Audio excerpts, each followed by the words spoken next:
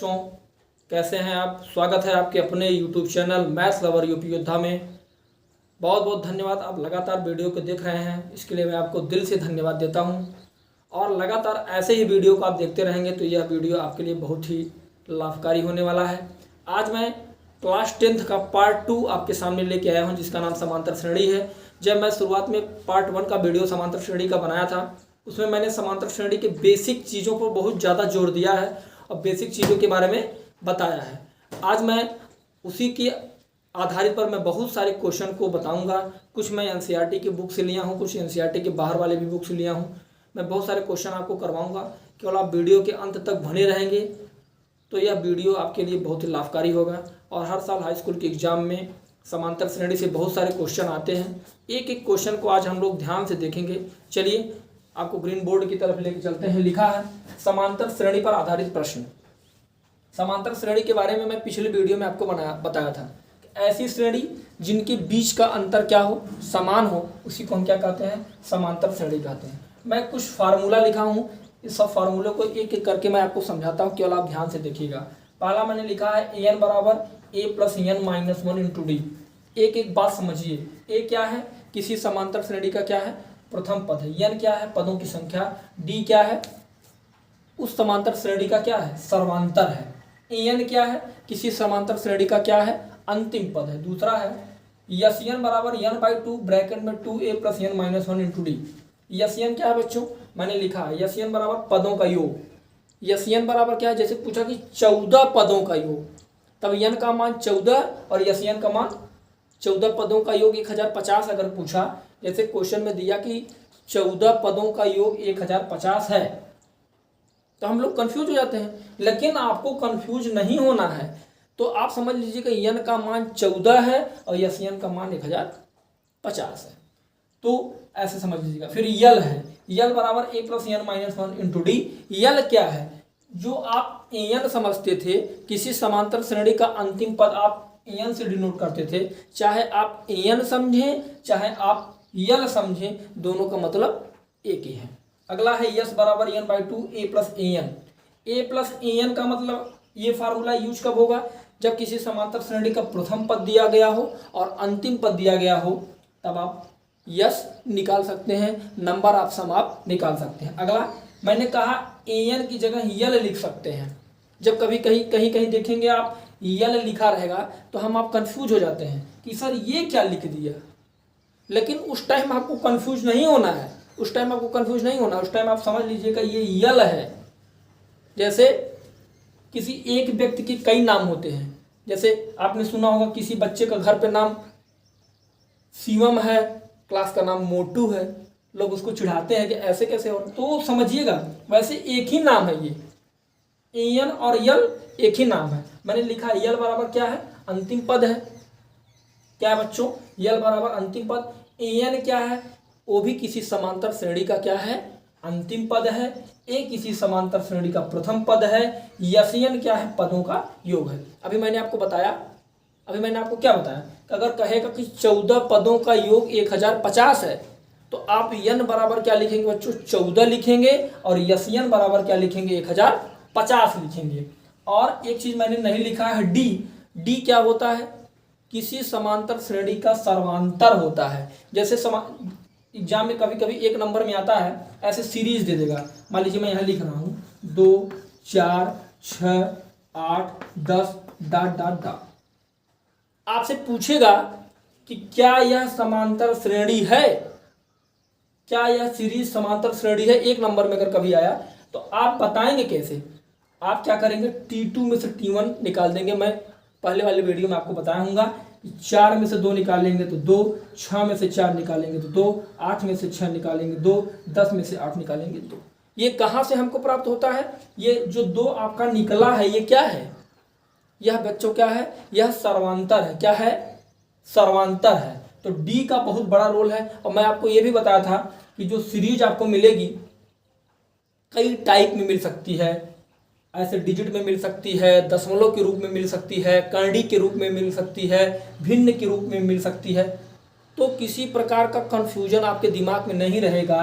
Series चाहे जैसे हो, हम फार्मूला वही इस्तेमाल करेंगे कि दूसरे पद में से पहला पद, तीसरे पद में से दूसरा पद, चौथे पद में से तीसरा पद, लास्ट वाले पद में से पहला पद अगर घटा देंगे, अगर सबका मान सेम आ रहा है, अगर सबका मान सेम आ रहा है बच्चों, तो समझ लीजिएगा कि यह समांतर श्रेणी है। अगर डी का मान सेम नहीं आ रहा है तो आप ये समझ लीजिएगा यह समांतर श्रेणी नहीं है, समांतर श्रेणी नहीं है।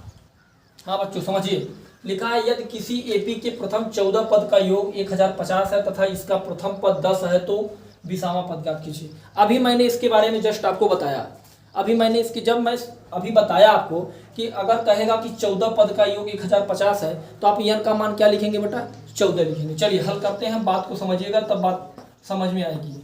देखिए मैं बेसिक लेवल से बता रहा हूँ, बेसिक लेवल से समझने का प्रयास करिए। लिखा है यदि किसी एपी के प्रथम 14 पद का योग कितना है, 1050 है, मतलब n का मान कितना है, 14। पदों का योग कितना है बच्चों, 1050, इसका मतलब यन बराबर कितना है, 1050।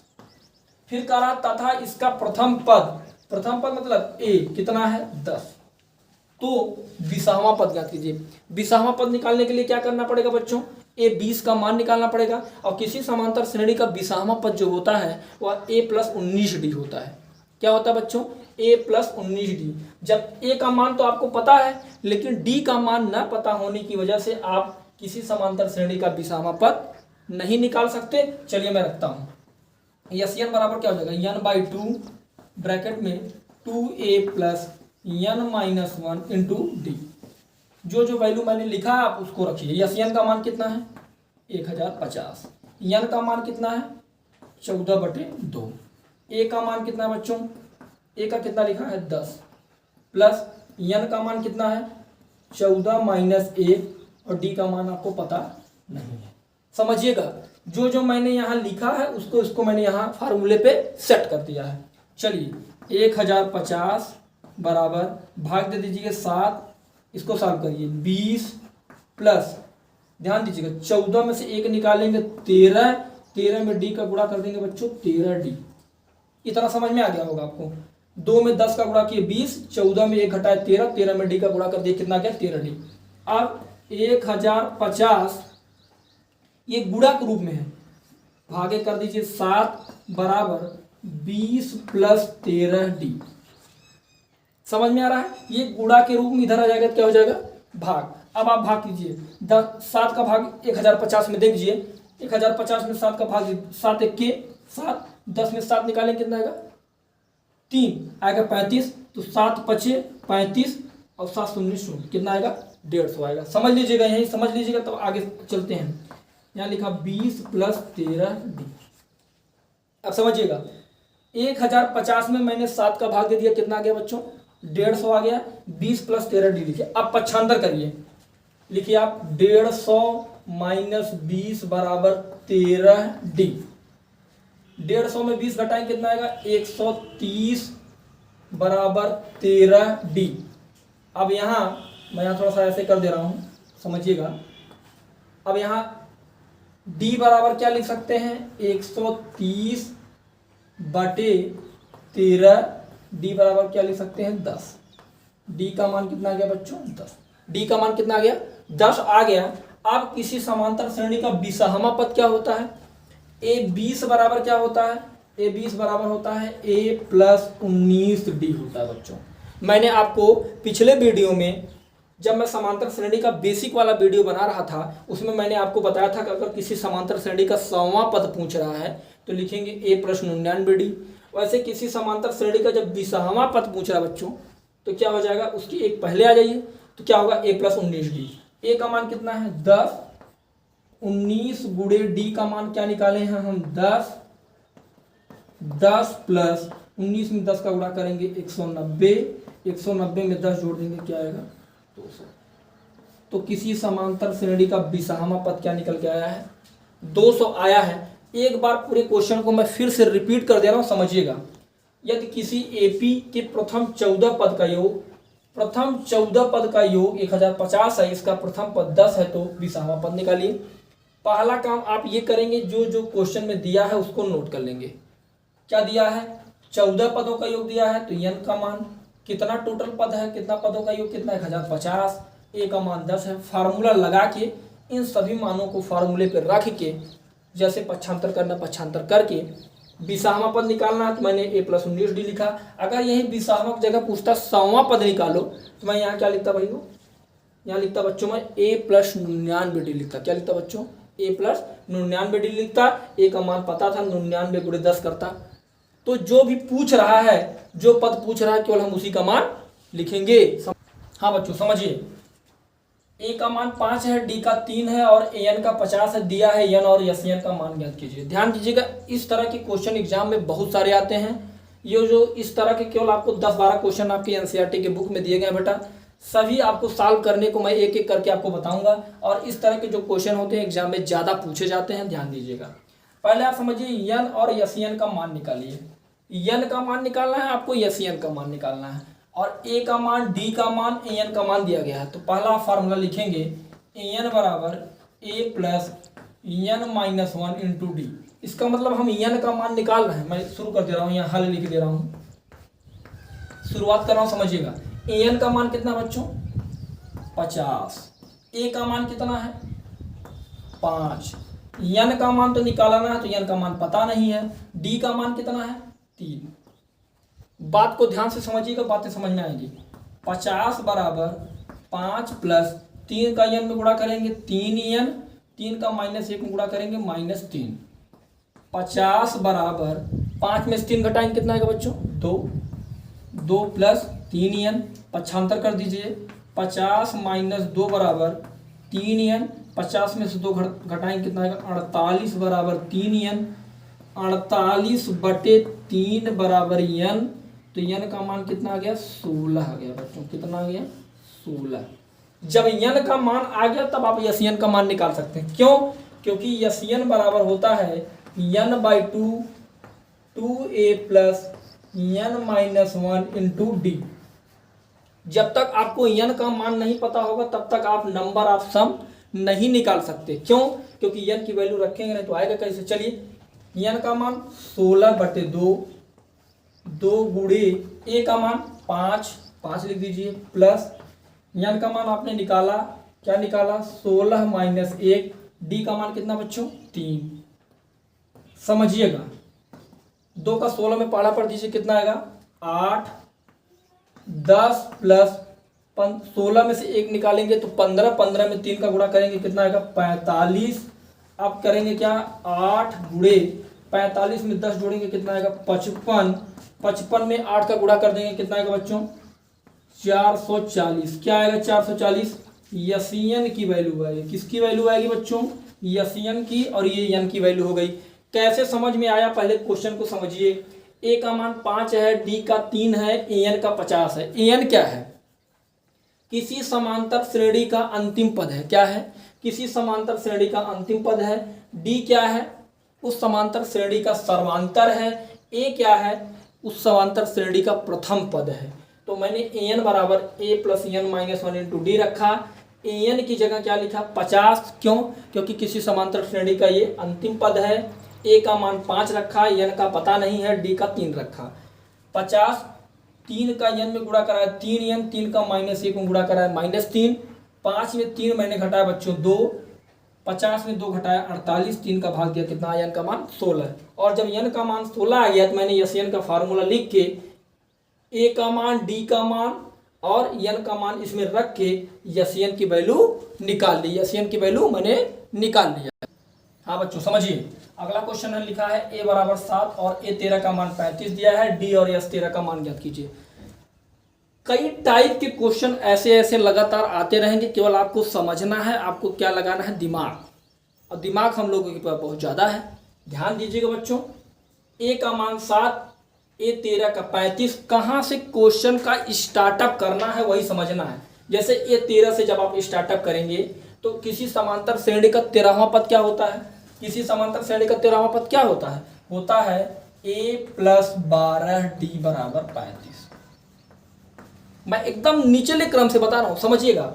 आप दिमाग में बात आए कि सर a 13 बराबर 35 से काहे स्टार्टअप करें सवाल का, काहे शुरुआत करें सवाल का। तो a 13 बराबर 35 से इसलिए शुरुआत करेंगे बच्चों कि a का मान 7 दिया है, तो आपको जब a का मान और 35 दो ठो अचर पद मिल जाएंगे, पक्का है d का मान आप निकाल सकते हैं। समझिएगा। हल शुरुआत करते हैं हम। इसीलिए मैंने a13 से शुरुआत किया है। तो a13 बराबर क्या है, a प्लस 12d बराबर 35। किसी समांतर श्रेणी का 13वां पद 35 है, तो किसी समांतर श्रेणी का 13वां पद क्या होता है, a प्लस 12d होता है। a का मान कितना दिया बच्चों, 7 प्लस 12d बराबर 35, 12d बराबर 35 माइनस 7, 12d बराबर, समझिएगा 35 में से 7 घटाइए, 15 में से 7 निकाले 8, यहाँ बचा 28। d बराबर 28/12। काट दीजिए आप। कैसे काटेंगे, 2 से काटेंगे तो 14 दूना 28, 2 छक्का 12, फिर 2 से काटेंगे, 2 7 14 और 2 3 6। इसका मतलब d का मान आ गया आपका 7/3। ध्यान दीजिएगा, d का मान निकालिए। अब यस 13 का मान निकालना। मैंने कहा यस n बराबर होता है n/2 2a plus n-1 into D होता है। मेरे प्यारे बच्चों, यस n का मान n यस 13 है, n की जगह क्या है 13, यही समझना है। यस 13 बराबर लिखेंगे 13/2। यहाँ क्या लिखेंगे, 2 गुणे a का मान कितना है 7 प्लस n का मान कितना है, n यहाँ मैंने लिखा है 13 माइनस 1 गुणे d का मान कितना निकाले हैं आप 7/3 ब्रैकेट बंद। पहले आप सभी वैल्यू को वहां उठा के रख दीजिए, इसके बाद शुरुआत करिए। चलिए 13/2, यहाँ कितना गया बच्चों, 7 में 2 का गुणा करेंगे 14 प्लस 13 में से 1 घटाएंगे 12 गुणे 7/3 ब्रैकेट बंद। 13/2 यहाँ आ गया 14 प्लस 3 का 12 में कर दीजिए भाग, 3 चौका 12, 7 चौका 28, कितना आ गया 28। अब समझिए 13/2 जोड़िए, 8 4 12 का 2, 8 4 12 का 8 4 12 का 2, 2 1 3 1 4, कितना आ गया 42।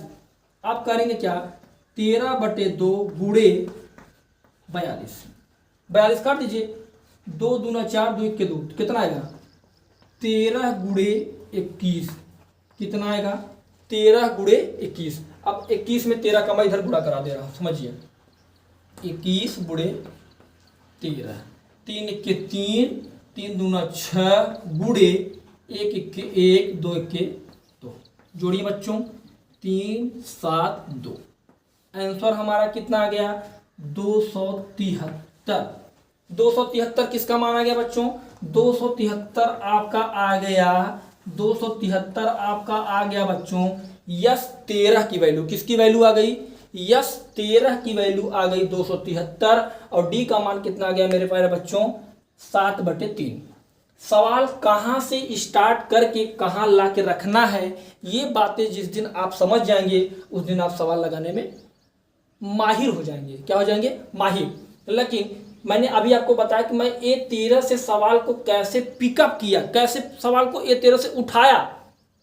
इसलिए उठाया बच्चों, मैंने बताया A का मान यहाँ ऑलरेडी दिया गया है और 12D लिखा और 35 लिखा। जब 2 ठो अचर पद मिल जाएंगे अलग, यहाँ देखिए 2 अचर पद हैं, तो हम D का मान निकाल लेंगे।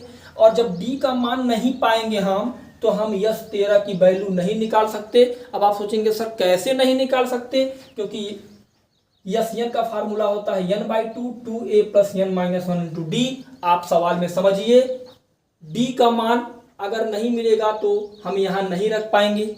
इसलिए हमको पहले किसका मान निकालना है, सबसे पहले किसका मान निकालना है बच्चों, d का मान निकालना है। अगर आपके दिमाग में चल रहा कि सर पहले यस 13 निकाल देते, तो यस 13 का जब फार्मूला लिखते तो हाँ आपको n का मान निकल जाता, 13/2 लिख देते, 2 गुणे 7 लिख देते, यहाँ से n का मान 13 - 1 लिख देते। लेकिन d वाला मामला यहाँ फंस जाता। डी का मामला फंस जाता तो जो 7/3 हम लिखे हैं मैं वहाँ 7/3 नहीं लिख पाता। इसलिए हमने सवाल को पिकअप किया है A13 से। कहाँ से पिकअप किया, उठाया है A13 से उठाएंगे तो डी का मान निकाल लेंगे और डी का मान जो निकालने के बाद तब S13 में उसकी वैल्यू रख देंगे। हाँ चलो, जैसे लिखा है ए का मान 10, डी का मान 10। ध्यान दीजिए बच्चों, अगर क्वेश्चन में रहेगा ए और डी का मान दिया गया है, एपी की 4 पद लिखिए, 5 पद लिखिए, 8 पद लिखिए। किसी समांतर श्रेणी का प्रथम पद क्या होता है बच्चों? प्रथम पद क्या होता है? ए होता है। तो किसी समांतर श्रेणी का दूसरा पद क्या होगा? A2 बराबर क्या होगा? A plus D. A3 बराबर क्या होगा बच्चों? A plus 2D। A4 बराबर क्या होगा बच्चों? A plus 3D। A5 बराबर क्या होगा बच्चों? A प्लस 4D होगा। तो A2 निकाल, ए तो क्या है ऑलरेडी 10, पहला पद आ गया, दूसरा A2 का समझिएगा। ए का मान 10, डी का मान 10, 10 प्लस 10, आंसर आपका कितना आ गया? 20। ये आपका दूसरा आ गया। तीसरा निकालना है, ए का मान 10 प्लस 2 गुणे 10, 10 प्लस 20 बराबर कितना आ गया बच्चों? कितना आ गया बच्चों? 30। तो इसी तरह अगर ए और डी का मान दिया गया है और किसी समांतर श्रेणी में आपको 3 पद, 4 पद, 5 पद, 6 पद, 7 पद अगर पूछ रहा है तो ए और डी का मान लगातार रख रहे हैं तो एक सीरीज बन के तैयार होगी, 10, 20, 30, 40। और वह कैसी सीरीज होगी? वह हमारी सीरीज समांतर श्रेणी होगी। क्यों समांतर श्रेणी होगी? क्योंकि उसका डी का मान बराबर है। बहुत बहुत धन्यवाद। आज के वीडियो में इतना ही। Thank you.